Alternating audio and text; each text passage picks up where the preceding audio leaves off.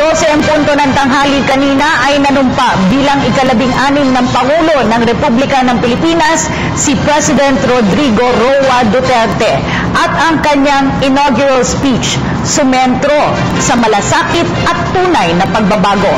Ang detalye sa ulat ni Rocky Ignacio.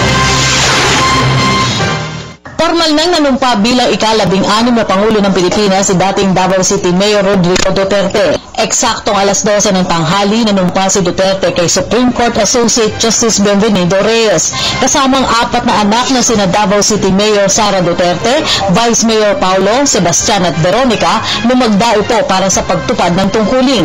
Malasakit at tunay na pagbabago ang tema ng kanyang talumpati.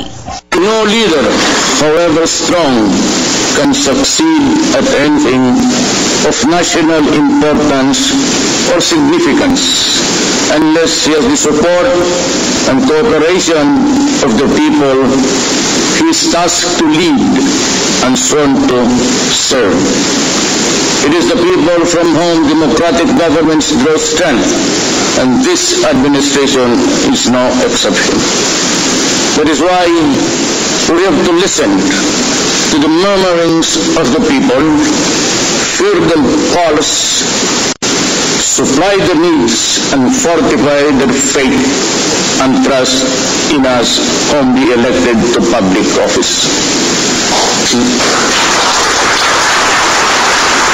Nanindigan na prioridad na pagsilbihan ng lahat ng Pilipino at hindi sa iilan lamang. Aminado na kabilang sa problema ng bansa ang kawalan ng tiwala ng taong bayan sa pamahalaan. There are many amongst us who advance the assessment that the problems that bedevil our country today, which need to be addressed with urgency, are corruption, both in the high and low echelons of government, criminality in the streets, and the rampant sale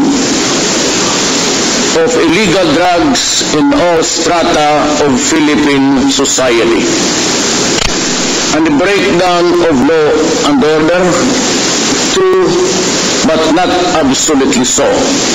For I see these ills are mere symptoms of a virulent social disease that creeps and cuts into the moral fiber of Philippine society.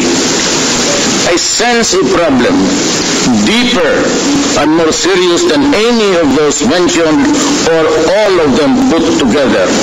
But of course, it is not to say that we will ignore them,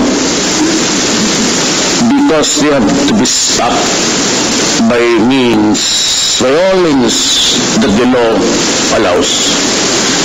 Erosion of faith and trust in government, that is the real problem that confronts us. Resulting therefrom, I see the erosion of the people's trust in our country's leaders, the erosion of faith in our judicial system, the erosion of confidence in the capacity of our public servants to make the people's lives better, safer, and healthier.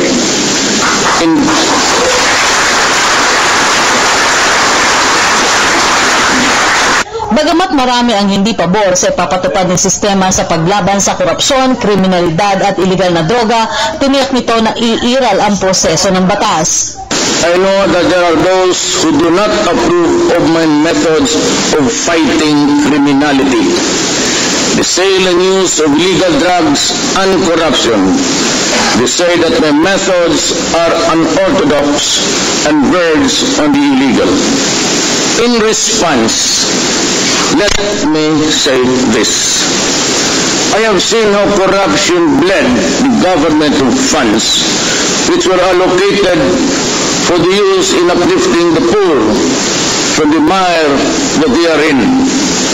I have seen how illegal drugs destroy individuals and ruin family relationships.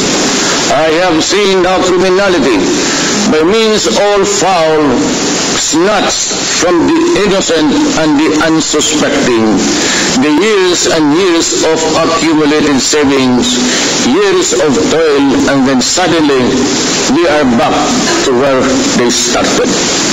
look at this from that perspective and tell me that I am wrong. In this fight, I ask Congress and the Commission of Human Rights and all others who are similarly situated to allow us a level of governance that is consistent to our mandate. The fight will be relentless and it will be sustained. As a lawyer and a former prosecutor,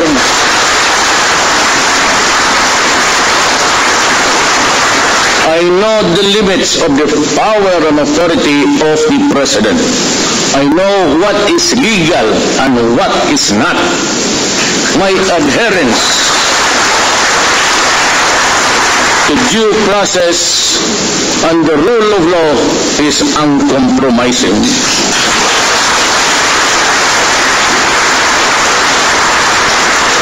Gate pa nito, gawin ng mga kritiko ang kanilang mga trabaho at gagawin niya ang trabaho at tungkulin sa mamamayang Pilipino, kabilang sa pangunahing direktiba sa lahat ng kagawaran at ahensya ng pamahalaan, pabilisin ang proseso ng transaksyon at dokumento.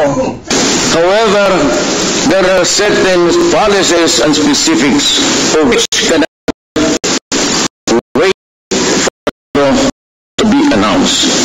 Therefore, I direct all department secretaries and the heads of agencies to reduce requirements and the processing time of all applications from the submission to release. I order all department secretaries and heads of agencies to remove redundant requirements, and compliance with one department or agency shall be accepted as sufficient for all. I order all department secretaries and heads of agencies to refrain from changing and bending the rules of government contracts, transactions and projects already approved and awaiting implementation. Changing the rules when the game is ongoing is wrong.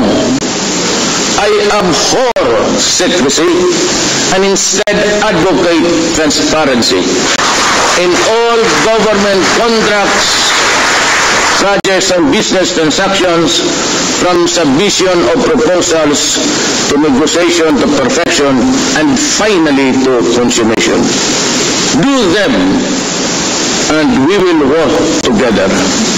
Do not do them, we will part sooner than later.